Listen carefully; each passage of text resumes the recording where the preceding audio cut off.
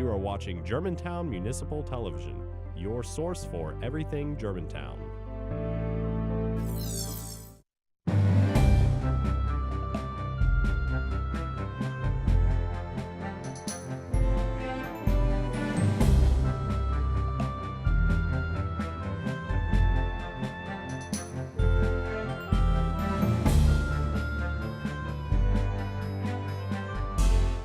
Hello, and welcome to MidSouth Matters on Germantown Municipal Television. I'm your host, Ruth Dunning. Today's show will focus on the Tennessee Shakespeare Company and its upcoming season and projects. My guests today are first, Stephanie Shine, and second, Melissa Nathan. Stephanie is the General Manager, the Education Director, and the Gala Coordinator for the Tennessee Shakespeare Company. She's the creator of the Romeo and Juliet project, and her TSC directorial credits include Romeo and Juliet, It's a Wonderful Life, Southern Yuletide, and A Midsummer Night's Dream. Stephanie is a graduate of both the Pacific Conservatory of the Performing Arts and the University of Washington's Professional Actor Training Program. Finally, she's the wife of Dan McClary, the founder and artistic director of the Tennessee Shakespeare Company. Welcome, Stephanie. That's a lot of stuff you are. Oh my goodness, it is. It's a lot of hats. Thank you for having me. Thank you for being here. Tell us first about the Romeo and Juliet project. That sounds like something very special. The Romeo and Juliet project is currently working in several Shelby County Title I schools where it is in residency helping kids launch their first experience with the classics, with Shakespeare in particular, and Romeo and Juliet as the way into the classical works. But what this program does is, besides giving children an opportunity to meet Shakespeare on his terms as a play, and therefore having play with the text while we work with them, and these are actor teachers who are in the classroom augmenting a classroom teacher's regular work with the play, we also deal with the moments of the play where violence happens and the moments that lead up to it. And we offer kids a viable response to the violent situations that are at hand, meaning that we can stop a scene, and these are kids who are now performing the scene, and we can say, all right, let's reimagine, and what else can we do to stop this? And we rehearse within the context of the play alternatives to violence, so that perhaps, should they be faced with any of these situations in their own life, they will already have it in their bodies to exercise a different response, possibly a life-saving response. So it's a very meaningful program to us, and it deals on two very important levels, helping kids understand that classical theater and classical literature affords them many avenues to creation, self-expression, and content and context, and also some real viable ways to approach problems in their own lives. And do you have feedback? Do you know how well this operates? We do. We have a couple of ways that we measure our success. The first thing that we do with all of our students, the classroom students, we administer a little survey. We call it our compassion survey. It's a very quick 5 questions that sort of checks into how they feel right now today about certain situations that they might become a part of. And then at the end of the project, which is a 3-part residency followed by a performance, we administer that same survey again. And we ask them the same 5 questions. By having before and after surveys available of a specific class, we're able to then measure the success of our compassion within the 3 residency sessions that we were with them. How wonderful. Thank you. And it turns out beautifully. Tell me, how many schools again? This year we will be a combination of about 15 schools, 12 of them or so with the full residency and a few with just the performance, because Romeo and Juliet project involves a 90-minute streamlined, fast, urgent production of the play. It's available to schools who are not Title I Shelby County schools, but they can bring in the performance if they want their children to see Shakespeare live, which is always the best way to meet Shakespeare. Any Germantown schools involved? No. Not this year? No, excuse me, I'm not right there. We did a performance at Germantown Middle School. Oh, so you've already done one. So we've already done a performance at the middle school. Okay, yes. Very good. So, tell me more about this play. You said it's condensed. What do you leave out? What we do is we do internal editing. It's actually very difficult to do because you need to leave for the kids to be able to comprehend the story and then do well academically if they're being tested on it.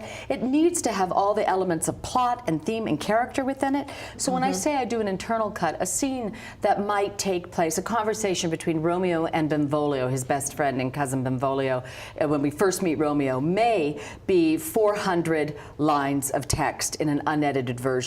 I will get that down to 80 lines of text. Okay. So I will streamline the conversation, picking up all the things that are important to move the story forward, and work at a pace that is more accessible to young people seeing the play and hearing the play for the first time.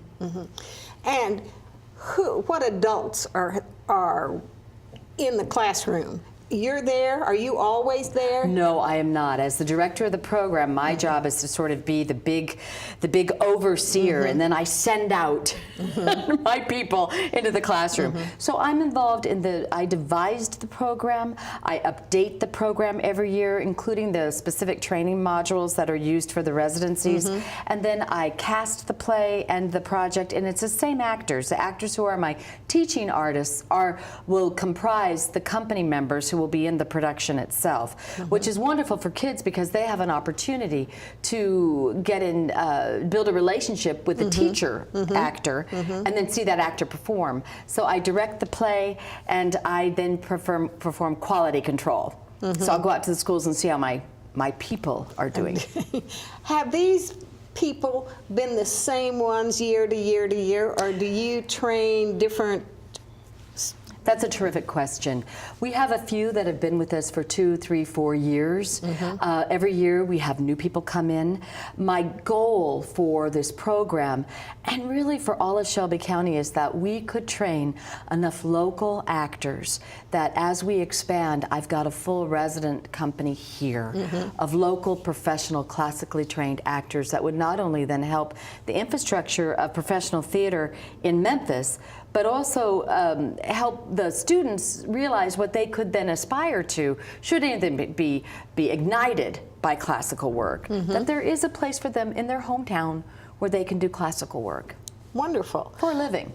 Yes. Anything else about Romeo and Juliet we need to know that I have forgotten to ask you? It is funded by the National Endowment of the Arts. And a few incredibly wonderful people who've been kind enough often to support their alma maters. Sarah Savelle is one, the McCarrolls have been another, and it's also funded by the Poplar Foundation and FedEx. Oh, wonderful. Wonderful to have hometown help. It is, because what it affords us is the opportunity to provide this program to partner schools free of charge. So it does not cost a student anything to be involved in this, or a school. And many of our Shelby County Title I schools are not in any position to be able to afford this programming. Yes. Now, the actors who are your trainees, do they perform in any of the other Tennessee Shakespeare performances? Some of them do indeed. This company of actors, several of them, 7 of them are going to be also, 6 of them will be appearing in our stage reading of our Shakespeare Brunch, The Winter's Tale, which is coming up at the end of November. And 5 of them will also be in the company of Much Ado About Nothing, which is our winter play at the Dixon Gallery and Gardens from December 8th through 18th. Okay. And we're going to take a break now, and when we come back, we're going to talk more about this wonderful schedule that you have and some of these things and some of these brief little things that come up. Excellent. So we have to take a short break. We'll have more with Stephanie from the Tennessee Shakespeare Company when we return. Please stay with us.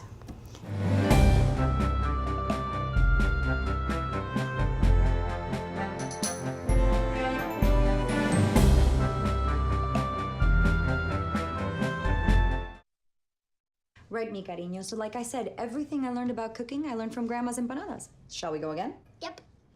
Mix the beef with the onions with the peppers with the paprika with the garlic with the oregano with the cumin. Got it? Got it. Throw in the olives, stir, season, stir again, pour out the flour, roll out the dough, make a circle, drop in a fistful of filling, fold over, press down, and ta-da!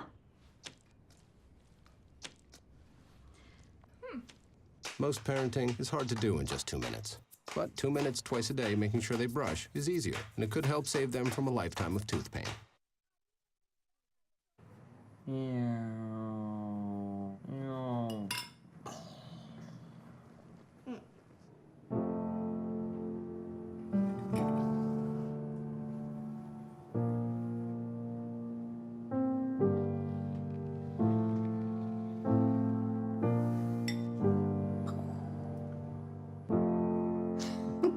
Visit aarp.org/caregiving for information on how to provide even better care for the person who wants to care of you.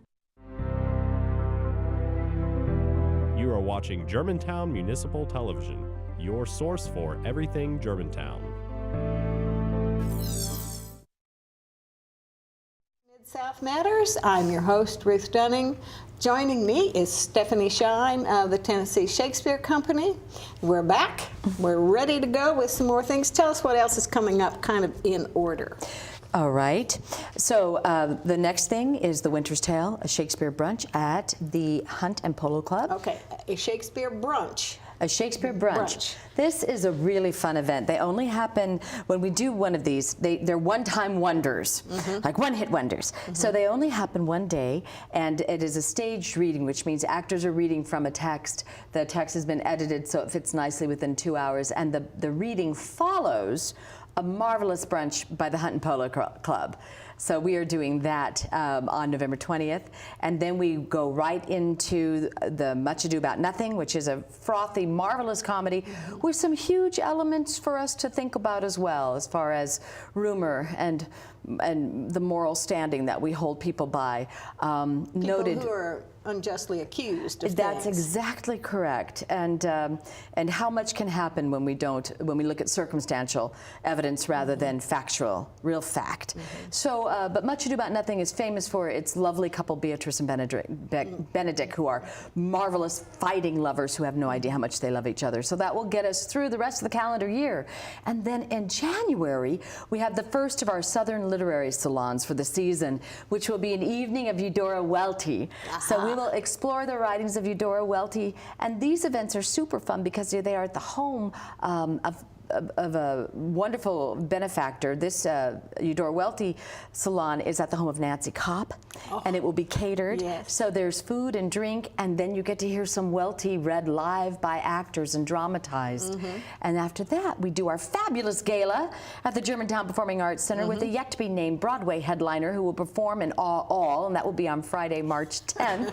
It's a busy year. It's a busy year. Well, I'm not even done yet. Then we're going to do another Shakespeare brunch. We'll be doing The Merchant of Venice at the Hunt and Polo Club, followed by another Southern literary salon, this time exploring the dark works of Flannery O'Connor. Wonder who maybe was influential in having Flannery O'Connor. I can tell you one name. Dan McClary loves Flannery O'Connor, so she's joining us with her works for this Southern literary salon. And then we end the season on a bright and cheery note with the Comedy of Errors performed in June at the main stage at the University of Memphis, where we will be celebrating our 3rd year of partnership with the University of Memphis. And the Comedy of Errors is a marvelous comedy about 2 sets of twins, because if one set of confused twins is funny, 2 sets of confused twins is even more funny. And that will close our season. Yes. And that we get to bring the Governor's School for International Studies as your guests. Who are always one of the most extraordinary audiences. If all of our audiences could be that bright and be fabulous. I'm kidding. They are all very smart, but boy, those kids are lovely. Yes. Let's go back to the very first brunch at the Hunt and Polo Club. How do you get in? How do you find out about it? How much does it cost? These are a bargain. You get a fabulous brunch and a play reading for $40 at the Hunt and Polo Club. All you need to do is call our box office, and that number is 901-759-0604, or visit us online to purchase your tickets at tnshakespeare.org. Very good. We'll remind them of that at the end of the show. Yes. So, and then the other salons are very much the same way. They are the same way. At the Hunt and Polo Club? No, the salons are at private homes. So the Eudora Welty's at the home of Nancy Kopp, and that address is given out once somebody's purchased a ticket. And the Flannery O'Connor salon is at the home of Dr. Drew and Malia Murphy. Oh, yes. Fabulous homes. Both of them are They wonderful both are homes that are looking for the type of salon that might have happened quite a bit in the 1800s, where people would gather together in the evening and hear wonderful things and then talk about it. Have any of the upcoming plays been cast? Yes. Much Ado About Nothing is now enjoying its 2nd week of rehearsal starting tomorrow. Okay, tell us who will be in that. We'll talk to Melissa. shortly. Oh, goody. Okay, so our Much Ado About Nothing features the main stage return of some of our very favorites and our original company members, meaning folks who were with us with the very first play we did 9 seasons ago. We have the wonderful Tony Molina, who is going to be in the role of Benedict. Tony's been everything. He's really a mainstay for us. This is an actor who's from New Orleans who is just a marvelous human being and a marvelous actor. We're so happy to have him back with us. Yes, he was Macbeth. Yes, he was. He was Macbeth indeed, and then most recently appeared in our production of To Kill a Mockingbird as Reverend Sykes. So Tony's back as Benedict, but he also doubles as a member of the Watch. This production, which is placed during modern times, and it's a celebratory mask, so everybody's in evening clothes and looking quite beautiful.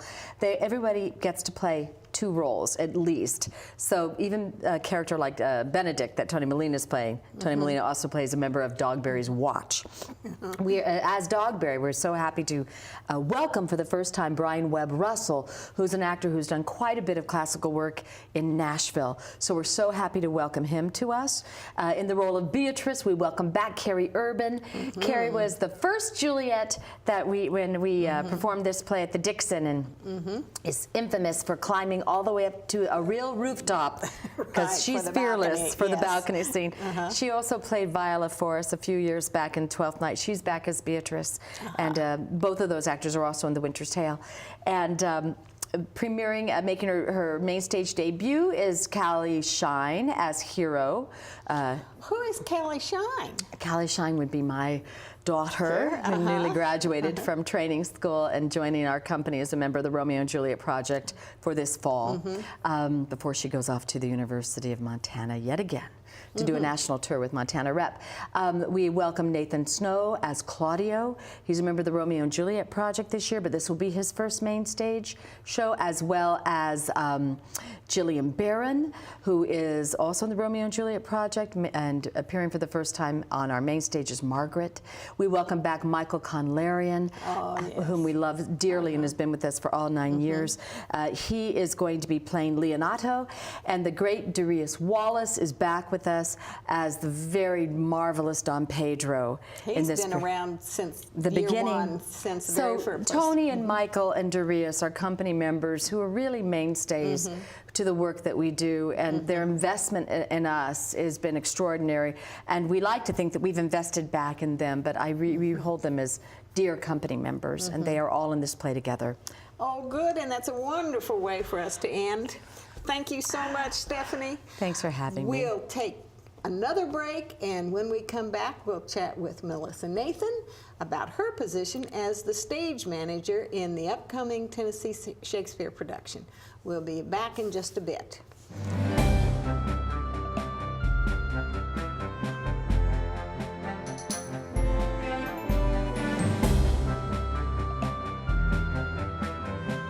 This new dad is picturing a tree house in the sky, but he's ignoring the instructions. Good luck, big guy. His kids know that he's building without a clue. Never been so good with nails and glue. Now we're trapped inside a box. I hope mom knows what to do. Mom! See, you don't have to be perfect to be the perfect parent. Thousands of siblings in foster care will take you just as you are.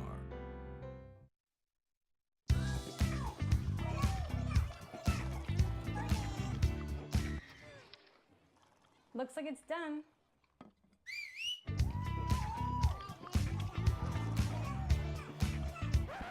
Don't let salmonella get funky with your chicken. On average, 1 in 6 Americans will get a foodborne illness this year. You can't see these microbes, but they might be there. So learn the right temperature to cook each type of meat. Keep your family safe at foodsafety.gov. You are watching Germantown Municipal Television, your source for everything Germantown. Thanks for joining us on MidSouth Matters. With me now from Tennessee Shakespeare Company is Melissa Nathan. Melissa is a freelance equity stage manager from New York, but has spent most of this year working at the Alabama Shakespeare Festival. She has worked with theaters from Maine to Florida and this is her 4th season with the Tennessee Shakespeare Company. Welcome. We're delighted you're here. I'm happy to be here. Good. I was telling Stephanie, I really, when I first heard of a stage manager, I really thought that your job was to walk around with a hammer, and I'm not sure what you did with it. But that's not what you do. That's not what your job is. Sometimes, but not mostly. Tell us, what does the stage manager do? I mean, it's kind of what it says. I manage people. I make sure people are on time. I make sure that people know their lines. I write down their blocking, what their moves are for the show, and I call the cues for performances. Explain that. All the lights and sound that you see. That's not automatically programmed. It is, but somebody has to either press a button or tell somebody else to press the button. And you're the one who tells person A, punch this because this is like cue number 10, or I mean, is that how you do it? Give me an instruction. So I'll say, stand by, lights 10 and sound 15. And then when it's time for the cue, I'll say lights and sound go. And then somebody just presses the button and then the lights and sound change. And you have to do that, and every page of dialogue has many of these cues? It depends on the show. I've done shows where there's multiple cues on each page. I've done shows where I go pages without a cue. Oh, really? What about a Shakespeare play? It depends on where it is. And it depends on who the designer is and who the director is. Everyone is different. So, I mean, I couldn't even begin to tell you what we're going to have for Much Ado because we just started rehearsal last week, so we're not quite up to that stage yet. But you are in the blocking stage. We will be starting tomorrow. So what have you been doing for a week or so? We've been doing these acting exercises called dropping in. So it's really so the actors can find their character more. And then tomorrow we start getting on our feet. And it also helps the actors to get off book so they don't need to carry their script around in their hands. So when we start staging, they could just walk around freely and not be hampered by having a book in their hands. Now, when I have been to a rehearsal, which is fascinating to me, you're the one who says you can take a break now, and they all say, thank you, Melissa, or thank you, Ms. Nathan. I mean, it's very fun. They're not talking to the director. They're talking to you. You're the one that gives them permission to leave, and that they have, and you're the one who reprimands them if they don't get back on time, right? Reprimand might be a harsh word, at least for the first offense, but. So, why is that? Why is that you and not the director? Why is it not Dan?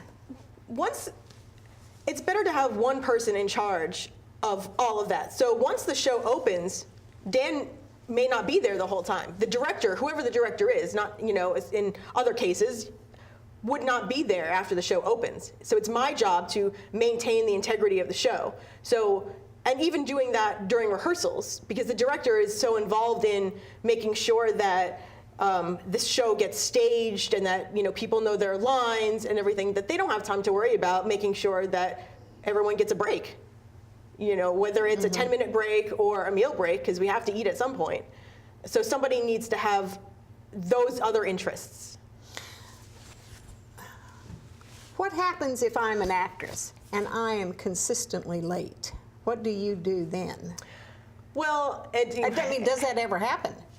Luckily, at least in my case, it hasn't happened all that much. After the first time, a little talking to or a reminder, hey, if you're going to be late, just let me know, because there may be a good reason, traffic or whatever. And then after the second time, another little chat. If you're consistently late, and it's also, especially if you're a union member, and you're late every single day, I could contact the union and write you up. I don't know, because I've never had to do it. But I mean, Luckily, I've never had to do that. Luckily, after a few times, the actor will finally understand. Oh, okay. I at least need to let you know that I'm going to be late. Because if I know that, you shouldn't be late anyway. But things happen. There could be an accident, and you're stuck, in traffic, and and we understand. But you just need to let us know. You also make up the whole schedule and what you're going to be rehearsing when and who has to be there and what time everybody has to be there. Aren't there a lot of conflicts? There are a lot of conflicts. And of course, every place is different. Here, we have conflicts because the Romeo and Juliet project happens in the morning, and then they have to come, and then we get to put them in our rehearsal for Much Ado. So sometimes, we start rehearsal before they're done, so we know that we can't call those particular actors until a certain time. The basic schedule, Dan gives me. These are the days and times that, we would like to rehearse. And then I go over it with him and we make some adjustments on, I don't know if that's going to work, or so-and-so has a conflict, so, we won't be able to call them then. And then at the end of each rehearsal, when we let the actors go, Dan and I will sit down and discuss the schedule for the next day. Who's going to be called when, what does he want to do? And then he'll give me the times, like the length of times that he wants to work each thing. But every place is different. Let's talk for 1 second about the union. You mentioned the union. As a teacher, all I had to do is just be a teacher, and I could join whatever. So it's not that way. Not quite. There's a couple ways to join Actors Equity Association, which is the union for actors and stage managers in the United States. You can join. A theater could offer you your card, which is, I don't want to say how most people join. A lot of people join that way. I joined through the EMC program, which is the Equity Membership Candidacy Program, where you earn points working at different theaters, different equity theaters, and then you need 50 points, or at least this is how it was when I did it. You needed 50 points, and then you are eligible to get your card. And through the union, you get insurance. There are a lot of benefits that accrue. Lots of benefits. But you don't just automatically do. Okay, that's all the time we have. We're finished. That's all we have for this show. I'd like to thank my guests Stephanie and Melissa for being on the show, and you at home for watching. If you'd like any more information about the Tennessee Shakespeare Company, visit their website at tnshakespeare.org. To learn more about this or any other show on Germantown Municipal Television, visit our website at www.gmtvonline.org. You can also watch our programming on YouTube. I hope you'll join us for the next edition of MidSouth Matters.